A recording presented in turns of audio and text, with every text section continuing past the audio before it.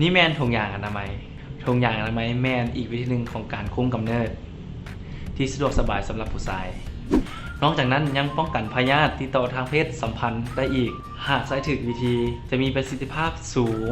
ที่ป้องกันการถือพาและพยาธิติดต่อทางเพศสัมพันธ์มาเบิ่งวิธีการใส่ถุงยางอนามัยแบบถูกต้องนี่เป็นถุงยาง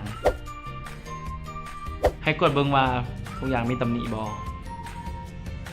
แล้วมาเบิ่งวันที่เดือนปีหมดอายุแล้วมาเบิ่งวิธีการแกะถุงยางเลยเพียงแค่ทานบีบถุงยางออกไปข้างๆแล้วจีกตามรูที่เขาเจ้ากำหนดไว้เอาถุงยางออกมาแล้วกดเบิ่งว่ามีตำหนิบ่วิธีใส่ให้บีบหัวถุงแล้วใส่เลย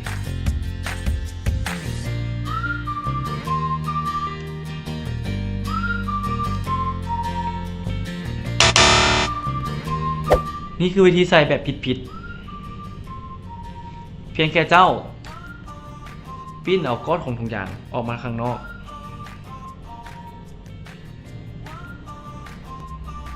บีบหัว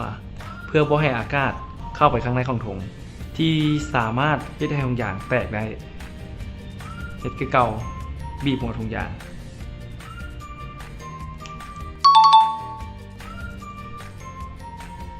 ให้แน่ใจว่าจะใส่อย่างถูกต้องแล้วเพียงซ้ำนี้เจ้าก็สามารถมีเพศสัมพันธ์แบบปลอดภัยได้อย่าลืมกวดเบิ่งวันอายุเปิดยางระมัดระวังมั่นใจว่าเปิดถูกทางแล้วบีบหัวถุงยางใส่ถุงยางเมื่อใส่แล้วรูดออกให้ถูกทาง